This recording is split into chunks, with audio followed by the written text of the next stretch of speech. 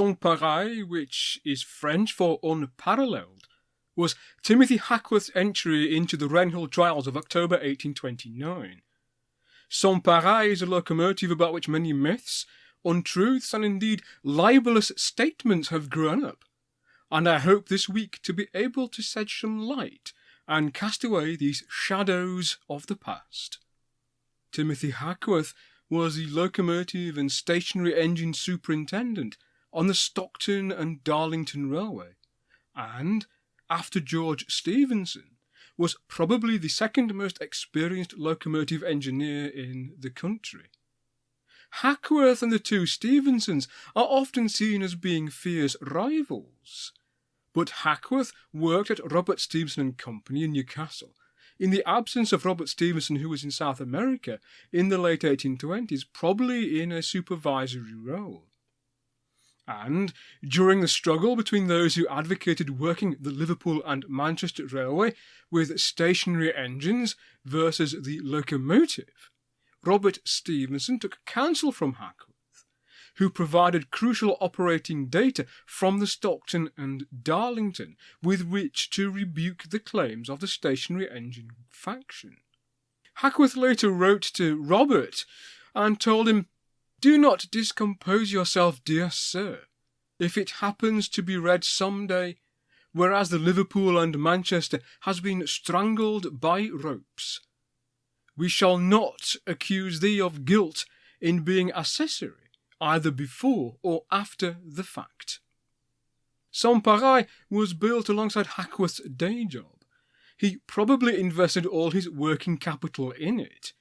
Conscious of this, he wrote to the Liverpool and Manchester Railway Board asking what would happen if a locomotive came second place. The board replied they would deal with the entrants on a case-by-case basis, but would hopefully be able to deal with them liberally.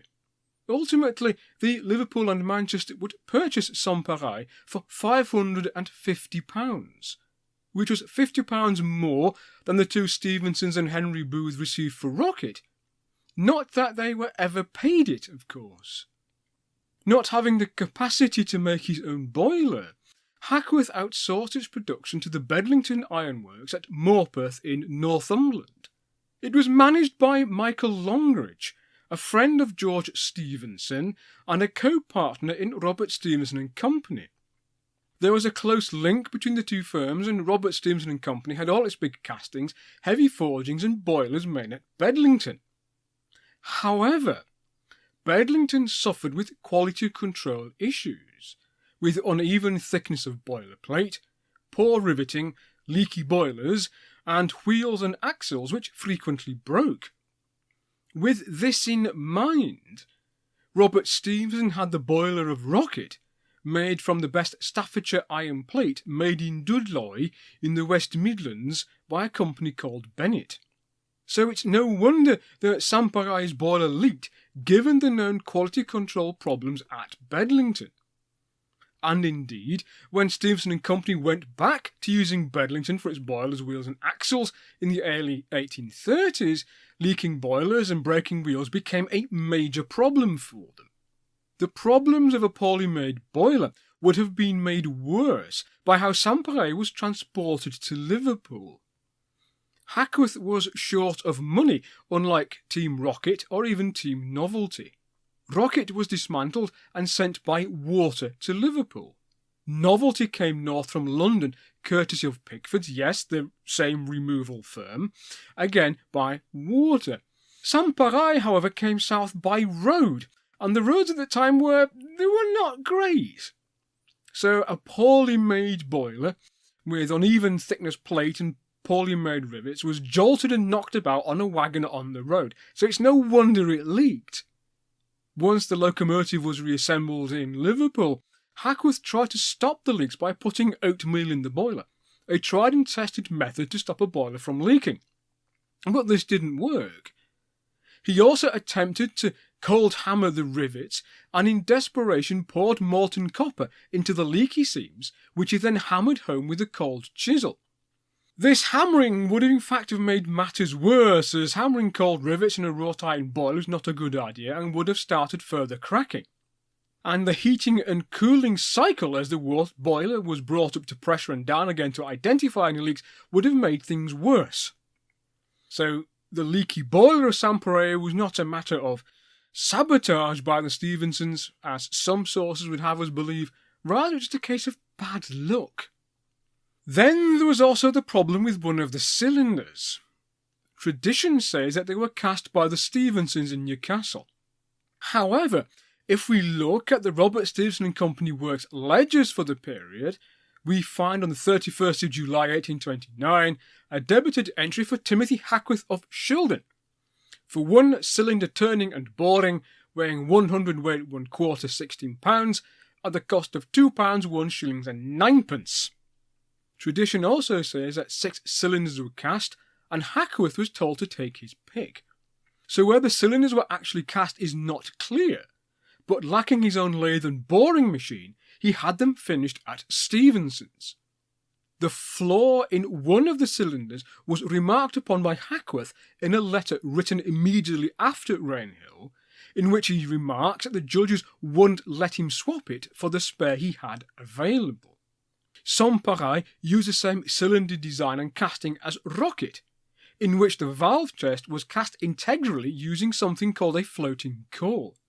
Floating cores, however, are notorious for shifting, and if the core had shifted during the casting process, any defect would have been impossible to identify in the period. There were no X-rays, of course. When cylinders for the replica of Rocket were cast in 1979, lots of difficulty was experienced in getting a true casting using these floating cores. So if a modern foundry had a problem in 1979, imagine the problems in 1829. So the suggestion that this faulty cylinder was deliberate sabotage by Stevenson's is simply untrue. Again, it's down to bad luck. What probably happened was that the core must have shifted slightly, so that after the cylinder was machined, the metal of the valve ports on one cylinder were left only a few millimetres thick, the thickness of a penny coin. That metal fractured in service, so that when the slide valve opened, steam from the boiler rushed straight out via the exhaust port. So it's no wonder Sans Pareil had the habit of fire throwing, a very pronounced blast characteristic, and used an enormous amount of water. Talking about water, another problem Sans Pareil suffered was a faulty water pump. A libelous story put about in the 1850s by Hackworth's son suggests members of Team Rocket, quote, introduced sand into the forcing pumps, end quote, of Sans Pareil on novelty, which is why the pumps of both locomotives failed. This is utter rubbish and was proved as libel in the 1850s. The pump had probably been damaged on the road journey south, and with all the attention given to the boiler, Hackworth had probably overlooked it. Another rumour suggests that Sans Pareil had no springs. Well, it had to have been fitted with them according to the Rainhill Trial stipulations. Given that Timothy Burstall's Perseverance came very close to being disqualified for only having one sprung axle, then if Sans Pareil had no springs at all, it would surely have been disqualified. However, because Hackworth used vertical cylinders, most of the thrust of the pistons would have been absorbed by the springs unless they were very stiff, and the locomotive would have had a pronounced waddle, especially at speed.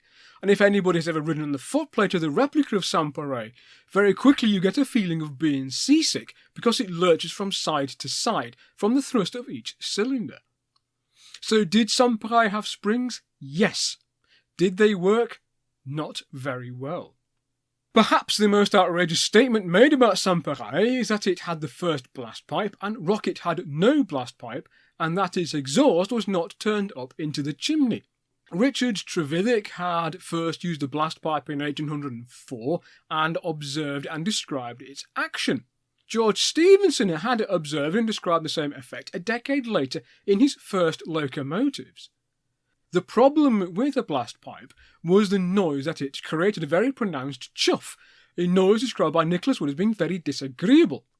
And this upset many of the neighbouring landowners, so George and others, such as William Henley, had to reduce the blast characteristics or, like Henley, find another means to abate noise to a bare minimum, so that the fire would draw without making much noise.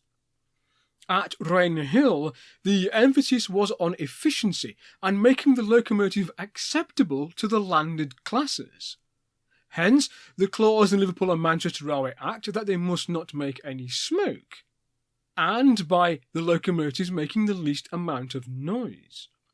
Hence, Rocket had a very mild blast characteristics. Not that its multitubular boiler would have needed a very fierce blast to raise steam. Sans Pareil, however, with its old-fashioned return flue boiler, would have needed a much stronger blast to generate enough steam to compete with Rocket.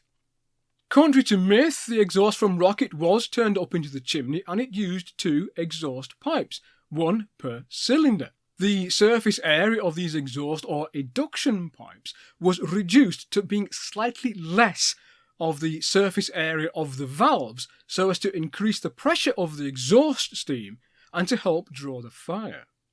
Robert Stephenson had in fact carried out practical experiments with the Rocket using a bucket of water and a glass tube connected to the base of Rocket's chimney, so he could ascertain how much vacuum was created by measuring how much water was drawn up the glass tube from the bucket.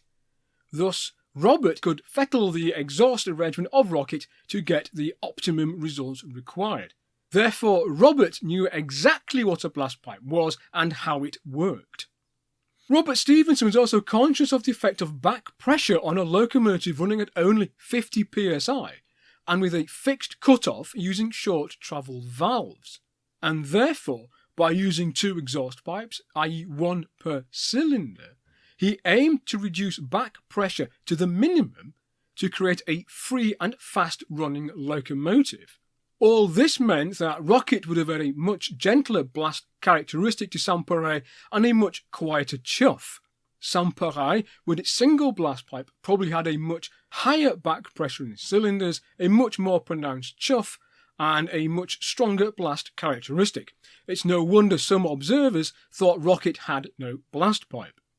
The story of how members of Team Rocket, under the cover of darkness, broke into the Hackworth camp, dismantled the front end of Sans Pareil, made a drawing of the blast pipe, rushed said drawing to a pattern maker, took the pattern to a foundry in Wigan 20 miles away, had a blast pipe cast, rushed it back to Rainhill, where it was fitted to Rocket at the workshops of John Melling, which wasn't even built yet, they wouldn't open till 1841, is complete and utter rubbish.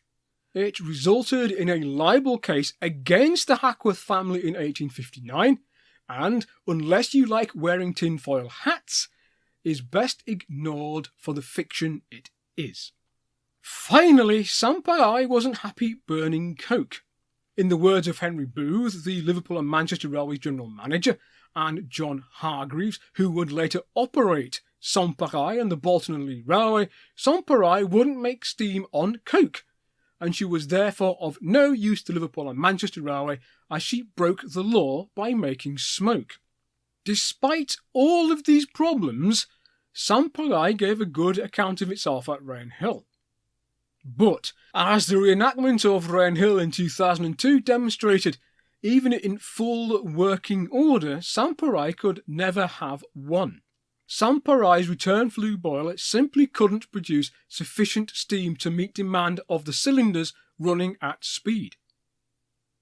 Yes, Sans Pareil was capable of operating at high speed, but only in short bursts, over a relatively flat course, and having to pause at either end to brew up the boiler. The boiler was unable to meet demand for sustained high-speed running, whilst the multitubular boiler of Rocket was far more capable of generating steam to meet that demand. Rocket was not just the last man standing at Rainhill as it suffered from no mechanical breakdowns. It was the only locomotive which could operate a full 70-mile round trip consistently and do so to a regular timetable. Sans Pareil was a cart horse. Rocket was a thoroughbred. After Rainhill, the Liverpool and Manchester board graciously allowed Hackworth a second chance, where, with a replacement cylinder, Sans Pareil met all the stipulations of the Rainhill Trials, albeit running over a shorter course. Capable of moving a load of 3 times its own weight at 12 miles per hour, Sans Pareil came a close second. But in the same month, Rocket was operating at speed of over 20 miles an hour with 40 tons coupled behind the tender. The Liverpool and Manchester Board consented to purchase Sans Pareil, but because it burned coal, it was sent to work on the Bolton and Lee Railway, where it worked the first passenger train on that line in the April of 1831, although it had to be helped up and down the Dorbill and Checkerburnt inclines by the stationary engine. Sans Pareil worked with the Bolton and Lee Railway for a decade, until it was reused as a colliery winding engine for about another 10 years or so. It was then dismantled, and Sans Pareil owes its present appearance to a quote-unquote restoration by the Victorians in the 1860s. Certainly, Sans Pareil worked, but would have been incapable of working a fast, timetabled, regular passenger and goods service on the Liverpool and Manchester Railway. The design of Rocket was easily expanded upon and improved over the next 12 months, and that resulted in the emergence of Planet, the first purpose-built express mainline passenger railway locomotive in Britain, from which all railway locomotives in Britain until 1960 pretty much took their design inspiration. Sans Pareil was quite simply the last gasp of old technology. As Dr. Michael Bailey, John Clitheroe and Peter Davison concluded in 2003, the future was bright, the future was yellow, the future was Rocket.